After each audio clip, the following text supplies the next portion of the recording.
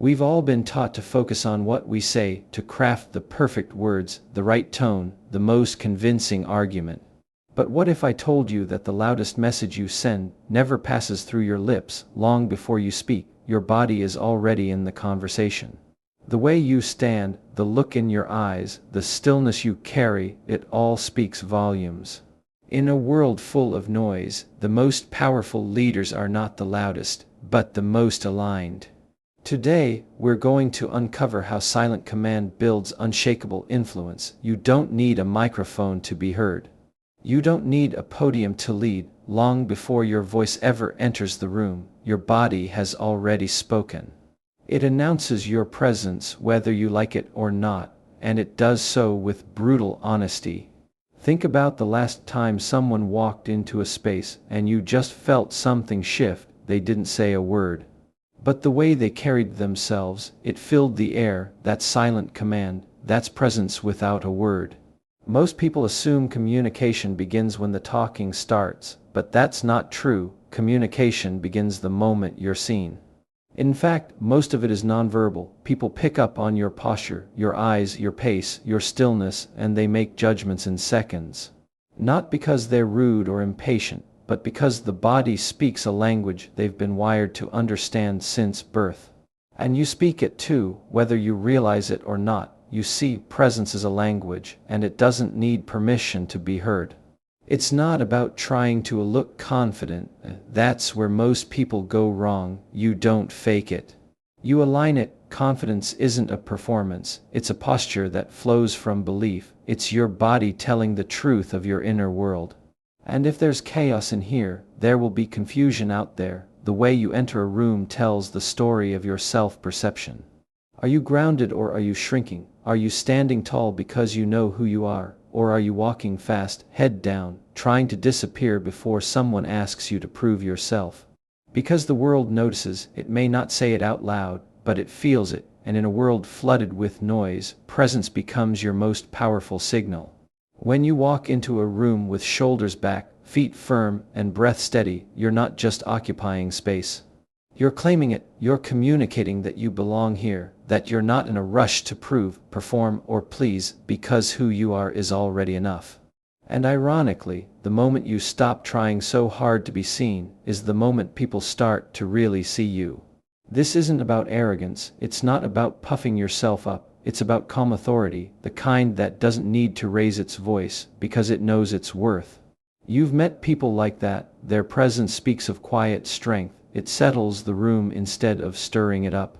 There's nothing loud about them, but you feel them, you respect them, and deep down, you want to walk like that too, not to impress, but to embody clarity.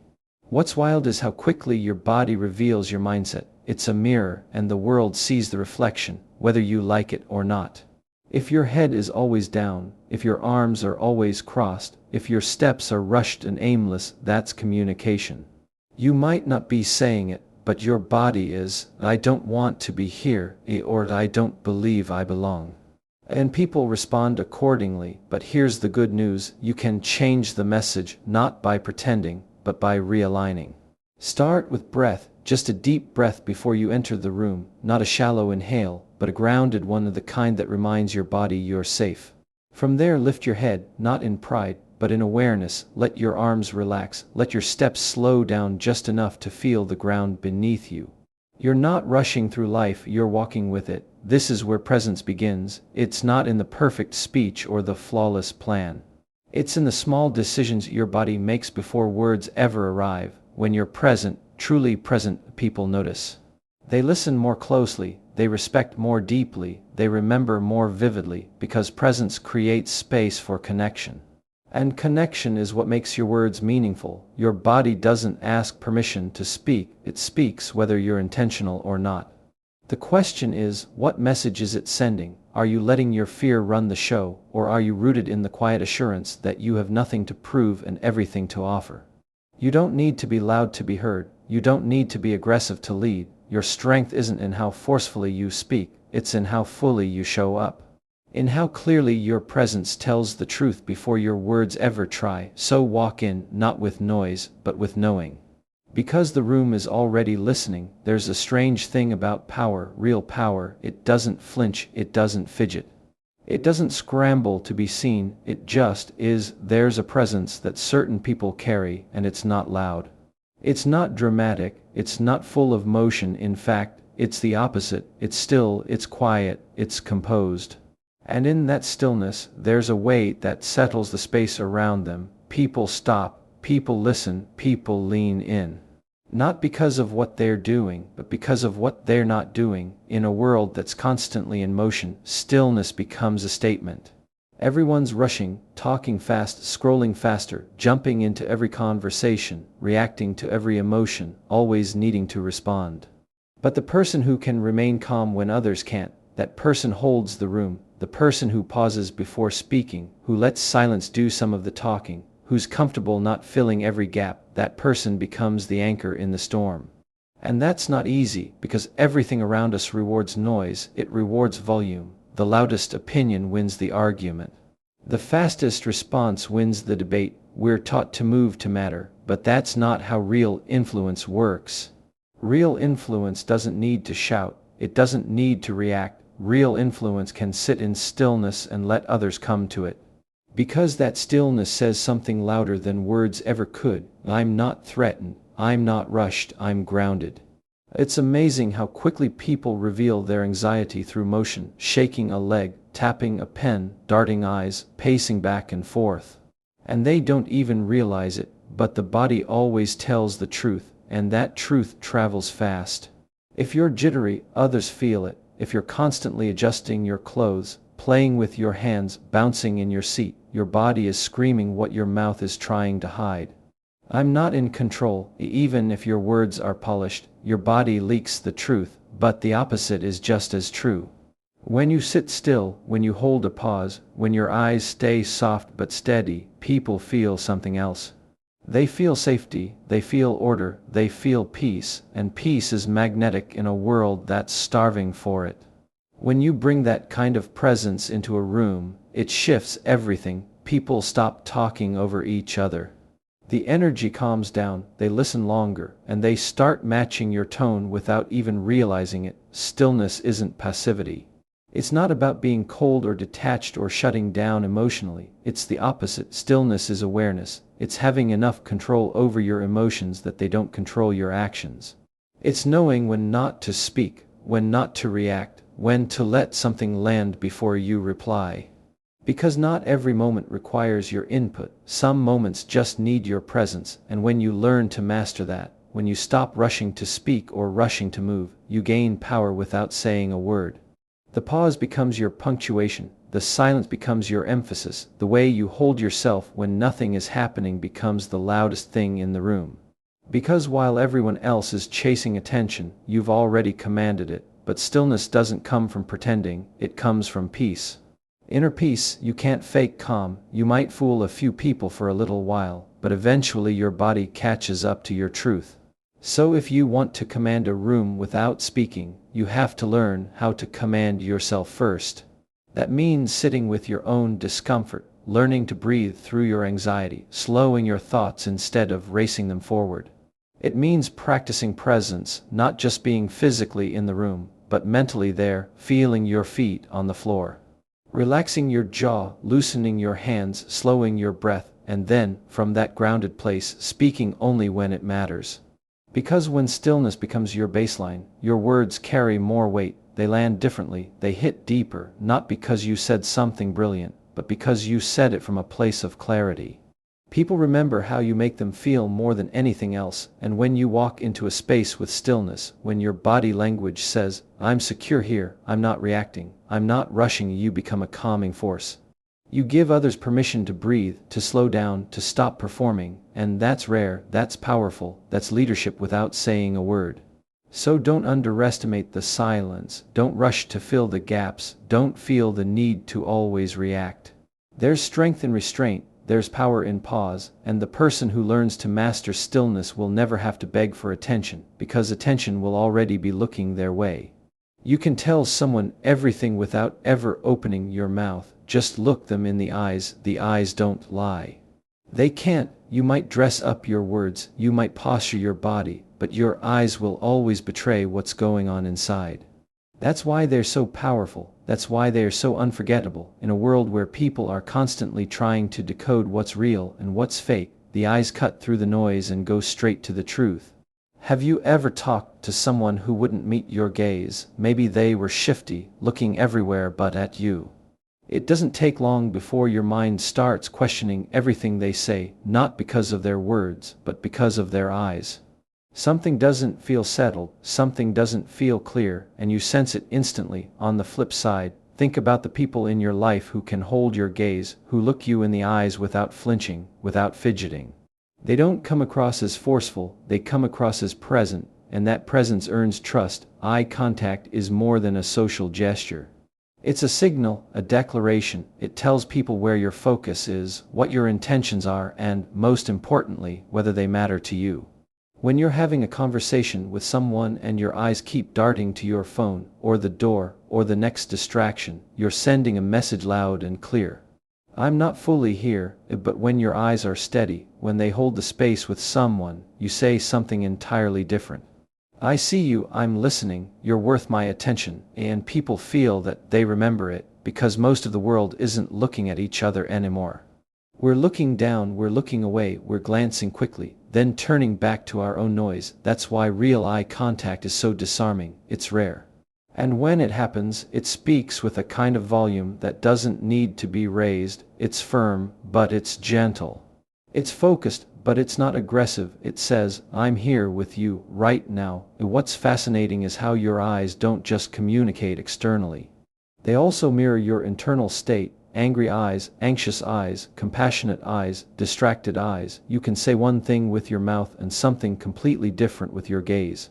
And guess which one people believe more? Always the eyes, because people trust what they feel, not what they're told. You can smile with your face and still carry tension in your eyes, and that inconsistency sends mixed signals. But when your words, tone, and eyes are all aligned, that's when people lean in, that's when you become believable. This is why awareness is everything, because you're always communicating, even in silence, and your eyes are at the front lines of that communication. When you're speaking to a group, the way you move your gaze matters. Are you scanning the room like you're searching for something to go wrong? Or are you calmly, deliberately connecting with people one by one? That grounded gaze tells the room, I'm not just talking at you. I'm with you, and that subtle shift in presence can change everything about how your message lands. Even in moments of disagreement or tension, your eyes hold immense power. You don't have to stare someone down to show strength. In fact, that usually signals insecurity trying to mask itself as dominance. Real strength is in relaxed eye contact. It's being able to look someone in the eye when things get hard, not to intimidate, but to say, I'm not running from this. I'm here, I'm steady. That kind of energy diffuses conflict more than raised voices ever could, because when your eyes stay calm, you give others permission to calm down too. And it goes deeper than conversations. Sometimes people are hurting, and they don't need a lecture or advice. They just need someone to look at them and see them, to sit in silence and give them the dignity of being noticed. The eyes are often the first place compassion shows up, and sometimes that compassion is the most healing thing you can offer. Not clever words, not quick solutions, just presence, just humanity. So don't overlook the small moments where your eyes can speak. When someone is talking to you, really talking, give them your full attention, not just with your ears, but with your eyes. Let them know they have your focus. Let them feel the stability of your gaze. That small act creates connection. And connection builds trust, and trust is what makes people listen, not just to your words, but to your leadership, your guidance, your presence.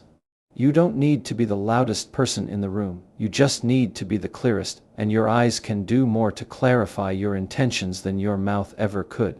So the next time you're tempted to look away, to rush past someone, to shrink back into distraction, pause.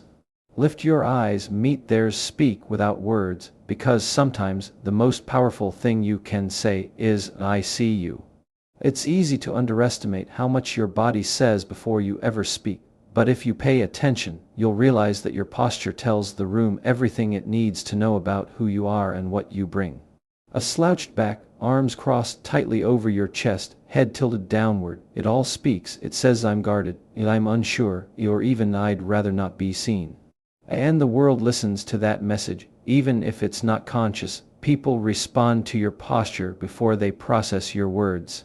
Because long before communication became about language, it was about survival, and posture told people whether someone was safe or dangerous, friend or foe, open or closed. Now apply that to everyday leadership, everyday influence, everyday presence. If you walk into a room and your body is closed off, shoulders hunched, eyes low, arms tucked in, you may not mean to say it, but your posture is telling everyone around you, I'm not ready for this, I don't believe in myself, I don't belong here. And guess what? They'll believe you, not because they're trying to judge you, but because the body speaks in a language we're all fluent in, we just don't talk about it. But the beauty of posture is that you can choose it. You can open yourself up to the room before you ever say a word. That doesn't mean you fake confidence, it means you decide to show up fully. When you open your chest, when you face people directly, when your arms are relaxed and your head is held level, not tilted too high in arrogance or too low in insecurity, your body says, I'm here, and I'm not afraid to be seen. That's not just a message to others, that's a message to yourself. When you stand in openness, you begin to embody the leadership you've been waiting to feel. You start to realize that influence isn't about being the most impressive person in the room, it's about being the most present.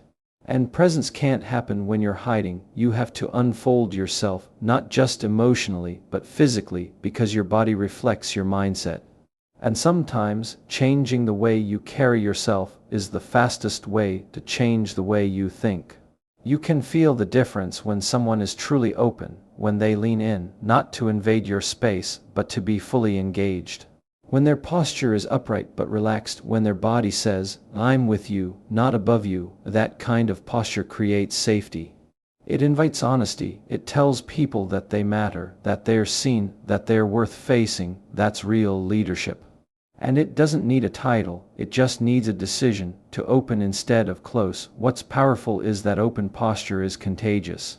When you stay open, especially in uncomfortable or tense moments, you invite others to do the same. Ever notice how if someone crosses their arms, the other person often mirrors it? But if you remain relaxed, grounded, and open, it breaks the pattern, it makes it safe for others to soften, to listen, to be real. And that's how you lead a room, through energy, through example, through posture. There's also a deep sense of integrity and body alignment. When your posture matches your message, people trust you more. If you say I'm confident, but your body says I want to disappear, and no one buys it. But if you say I'm ready and your body reflects calm, centered readiness, people listen, because they're not just hearing your words, they're feeling your presence. They're watching for congruence, and your body language is the first place they'll find it, or not. And let's not forget, your posture affects you too. It shapes your mindset. When your body is open, your breathing improves, your thoughts slow down, you feel more grounded, more capable. You don't have to wait to feel brave to stand strong. Sometimes you stand strong first, and the bravery follows. It's a feedback loop. Your posture doesn't just reflect your attitude, it reinforces it, even in small, everyday moments. Walking into a meeting, sitting across from someone in a difficult conversation, standing on a stage, or simply stepping into a room where you feel unseen, your posture can be your anchor. It can be the one thing that reminds you, I have nothing to prove, I have something to give. That one shift, from defensive to open, from small to grounded, can completely change how others experience you, and more importantly, how you experience yourself. So much of presence is not about what you say, but about how you show up. You can say all the right things, but if your body is sending a different message, people won't believe you. But when you walk in open, steady, shoulders back, not stiff, just sure, you tell the room something powerful, not look at me, but you're safe with me. And that's what people are really looking for, not to be impressed, but to be understood, to feel peace in your presence. Because at the end of the day, your body either builds walls or opens doors, and every moment, you get to choose which one it will be. It's the smallest things that often speak the loudest, not the speeches, not the hand gestures, not even the posture. I'm talking about the tiny shifts in your face, the ones you barely notice, but everyone else feels: a raised eyebrow, a sudden blink, a tight jaw, a twitch in the corner of your mouth. These little movements, these micro expressions, are like emotional confessions your body makes without asking your permission. And the people around you, they pick up on them more than you realize. You could be saying all the right words, trying to come off as calm, confident, composed. But if your face says otherwise, the message is lost. That slight eye roll when someone's talking, it doesn't matter if you follow it up with polite words, your face already told the truth. That flash of irritation across your expression before you cover it with a smile, people caught it, and they're already adjusting how much they trust what you say. Because the truth is, your face doesn't wait, it doesn't filter, it doesn't polish things up, it reacts instantly, and unless you've built the habit of self-awareness, those reactions leak into the space around you like static, distorting what you really meant to say. And people respond more to that undercurrent than to your actual message, not because they're trying to read into things, but because human beings are wired for this. We've evolved to read faces for survival. We're trained, whether we know it or not, to look for signs. Signs of threat, signs of truth, signs of safety, and micro-expressions are those signs. It's why someone can be smiling and you still don't feel safe with them. Because their smile is tight, their eyes don't match it, the expression is off, and your nervous system catches it before your brain even processes what's wrong. On the other hand, someone else can say something direct, even difficult, and yet you feel peace in their presence because their face shows congruence. Their words, tone, and expression are all telling the same story, and that story feels safe. This is why emotional integrity is so important, because your face will always give it away. If you're harboring resentment but trying to stay polite, people will feel the disconnect. If you're feeling anxious but trying to appear in control, the tension will leak out in small movements. Clenched teeth, darting eyes, twitchy brows, and it's not about being perfect or robotic, it's about being aligned. It's about doing the inner work so that your external expressions match your internal state. That's what builds trust. That's what makes communication clear, and when you get to that place, when you learn to regulate your emotions, to slow your reactions, to breathe through your stress, your face begins to settle. Your jaw softens, your eyes stay present, your expressions become less reactive and more intentional. You don't have to work to appear calm, because you are calm. And the people around you feel that. They may not know why, but something about your presence puts them at ease. That's the power of emotional alignment. But here's the thing, it takes practice. You can't control your micro-expressions by force. You influence them by changing what's underneath. That means learning to recognize what you're feeling in the moment, not to suppress it, but to own it. To say, I'm feeling tense right now, and take a breath, to acknowledge the tightness before it turns into a glare. That kind of self-awareness, moment by moment, is what separates reactive communicators from grounded leaders. It's also why authenticity matters. When your expressions come from a place of real empathy, real listening, real presence, people know and they trust it. Even if you mess up your words, even if you stumble, the honesty in your face carries the moment. People can forgive a poor choice of words, but they don't forget how your expression made them feel. Whether they felt judged or seen, dismissed or valued, it all starts with your face. Before your voice enters the space, your expressions have already delivered the message. And sometimes, the greatest kindness you can offer someone isn't in your words. It's in your eyes, your brow, your mouth softening as they speak. It's in the way you lean in, not physically, but emotionally, with your expression wide open. That moment of eye contact, paired with a face that says, you're safe here, it can be more healing than any advice ever could be. Because people don't need perfect answers, they need real connection, and connection doesn't come from polished speeches, it comes from your face saying, I'm with you. So pay attention to what your face is saying, not in a performative way, but in a real way. Ask yourself, am I aligned right now? Are my words and expressions telling the same story? If not, pause. Get back to center, not for their sake, but for yours, because when your inner calm matches your outer presence, people don't just listen to you, they trust you. And trust is the foundation of every meaningful relationship, every lasting influence, every silent command, because sometimes the loudest thing in the room is the truth written all over your face. There's something deeply revealing about the way a person walks. Not just how fast they move or how long their stride is, but what their movement says. Your walk carries your mindset. It holds your attitude, your stress, your confidence, your clarity, and whether you notice it or not, the world notices it first. Before you ever open your mouth, before you make eye contact, before your posture even registers, your steps arrive.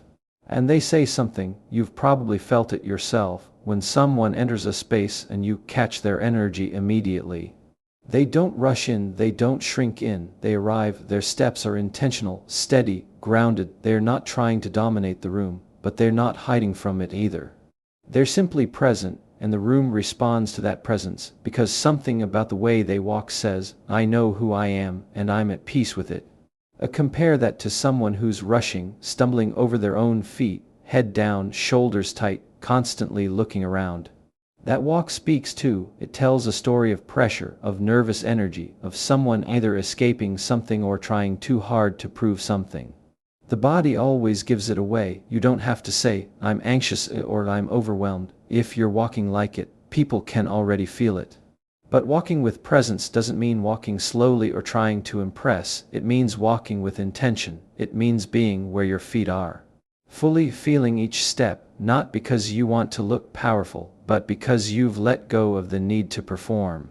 You're not chasing validation. You're not scanning the room for approval. You're simply walking as someone who knows they belong, without forcing anyone else to believe it. It's funny how something as simple as a walk can carry so much meaning, but it does, because the body remembers everything your mind tries to suppress. And when you walk into a room, the way you move tells everyone how you're feeling about yourself in that moment. If you're unsettled, your steps will feel unsettled. If you're insecure, your walk will be stiff or hesitant.